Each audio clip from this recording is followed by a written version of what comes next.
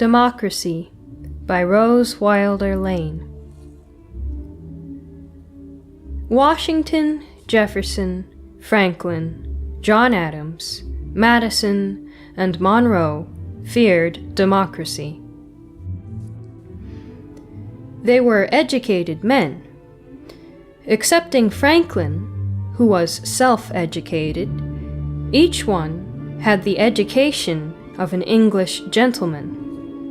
That is, the philosophy and the history of the whole European past had been pounded into his head before he was 12 years old. Therefore, when he was old enough to think for himself, he had thousands of years of human experience with every form of government to think about. This knowledge was then regarded as necessary to every man whose birth entitled him to take any part in the government of his country. They also knew the meaning of every word they used. They knew its Greek, Latin, or Anglo-Saxon root. Until 40 years ago, this knowledge was still considered of first importance in American schools. Every pupil at 13 and 14 learned etymology as he had learned spelling since the age of 6, by dogged repetition until the facts were fixed in his mind. Today, the confusion of the meaning of words in these United States is a danger to the whole world. Few American schools any longer require a pupil to dissect his words to their roots, and to know what he means when he speaks.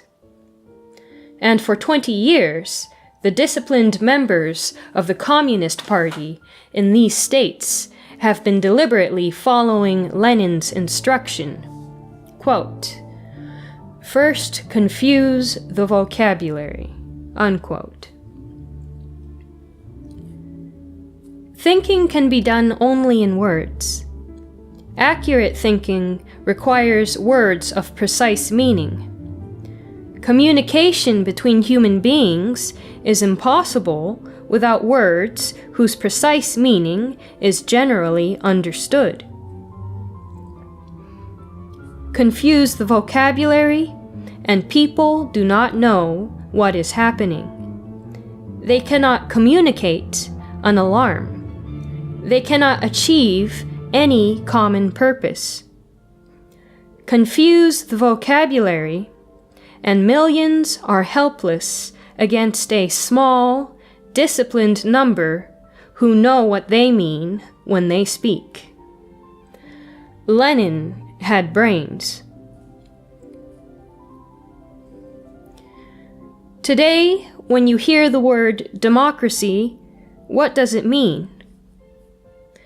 These United States, of course, and England, the British Commonwealth, the British Empire, Norway, Sweden, Denmark, and Belgium, part of France, Finland when Russians attack the Finns, but not when Finns attack Russia. Russia when Russians fight Germans, but not when Stalin signs a pact with Hitler. The kingdoms and dictatorships of the Balkans, and economic security and compulsory insurance, and the check-off system of collecting labor union dues, and friendliness and neighborliness, and the unique American sense of human equality, and a vote for everybody, and socialism and communism, and the Spanish cause for which Republicans, Democrats, Socialists, Syndicalists, Anarchists, and Russian and American communists fought. And freedom, and human rights, and human dignity, and common decency. That is, the word has no meaning. Its meaning has been destroyed.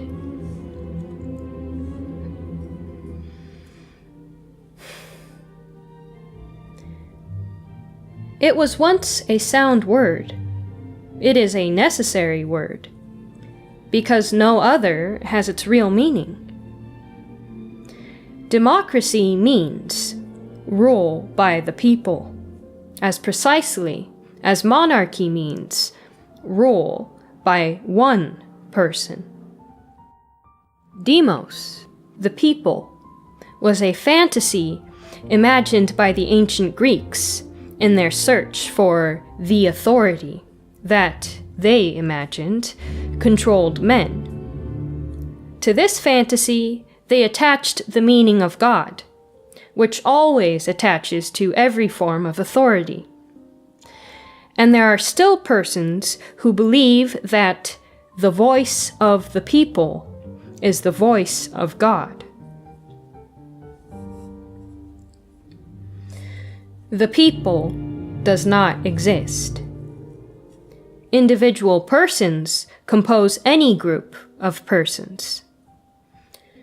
So in practice, any attempt to establish democracy is an attempt to make a majority of persons in a group act as the ruler of that group. Consider this for one moment, not in fantasy, but as applied to your own experience in groups of living persons whom you know, and you will understand why every attempt to establish democracy has failed.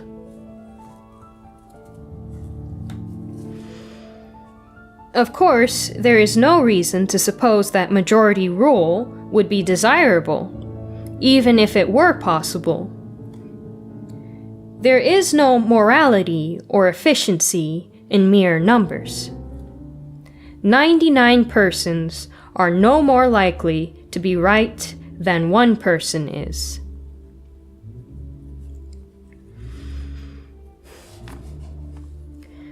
In the Federalist Papers, Madison stated the reason why every attempt to establish a democracy quickly creates a tyrant.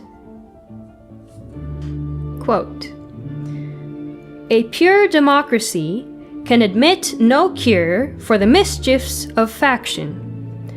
A common passion or interest will be felt by a majority, and there is nothing to check the inducements to sacrifice the weaker party.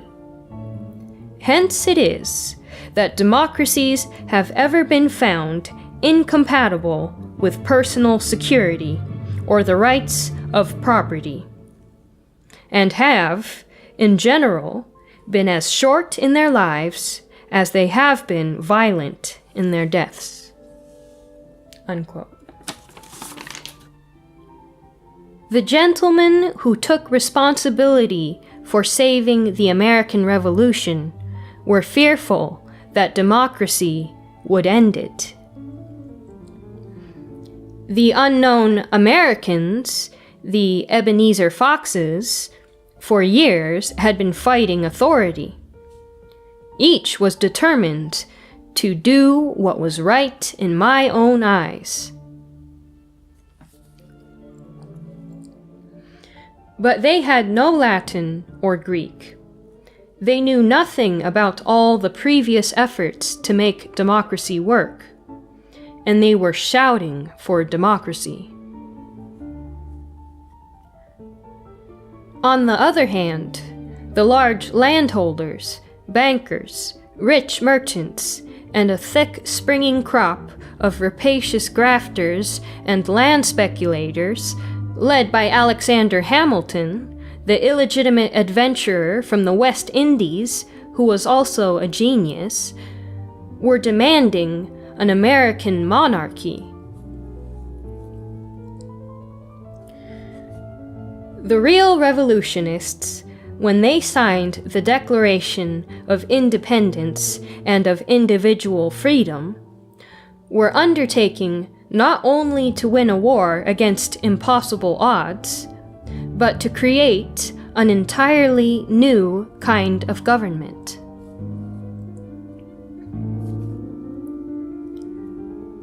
They faced the armed power of the British Empire with 13 disorganized, quarreling colonies at their backs, and two dangers threatening them: monarchy and democracy. They said nothing about the people. They repeated no nonsense about science and natural law and the age of reason. They did not gush about the noble nature of natural man. They knew men. They were realists. They had no illusions about men, but they did know that all men are free.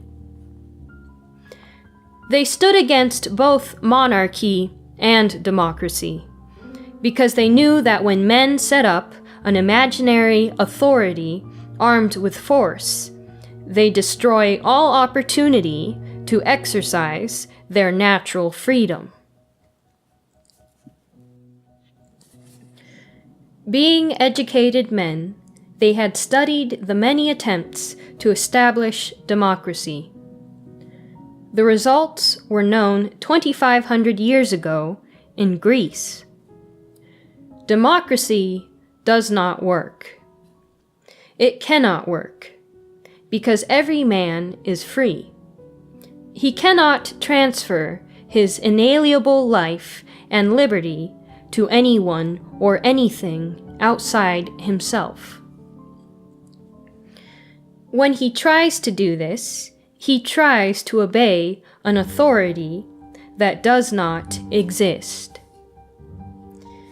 It makes no difference what he imagines this authority to be: Ra, or Baal, or Zeus, or Jupiter, Cleopatra or the Mikado, or economic necessity, or the will of the masses, or the voice of the people. The stubborn fact is that there is no authority of any kind that controls individuals. They control themselves. Anyone in a free group can decide to give up his own idea and go along with the majority. If he does not want to do this, he can get out of the group. This is a use of freedom, an exercise of self-controlling responsibility. But when a large number of individuals falsely believe that the majority is an authority that has a right to control individuals, they must let a majority choose one man, or a few men, to act as government. They will believe that the majority has transferred to those men the majority right to control all individuals living under that government. But government is not a controlling authority. Government is a use of force. It is the police, the army. It cannot control anyone. It can only hinder, restrict, or stop anyone's use of his energy. As Madison says, some common passion or interest will sway a majority. And because a majority supports the ruler whom a majority chooses, nothing checks his use of force against the minority. So the ruler of a democracy quickly becomes a tyrant. And that is the swift and violent death of the democracy. This always occurs, invariably. It is as certain as death and taxes. It occurred in Athens 25 centuries ago. It occurred in France in 1804, when an overwhelming majority elected the Emperor Napoleon. It occurred in Germany in 1932, when a majority of Germans, swayed by a common passion for food and social order, elected Hitler.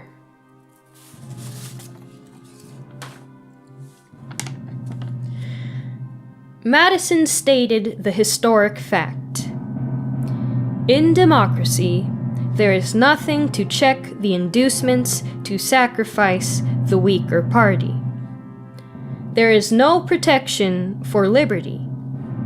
Hence it is that democracies always destroy personal security.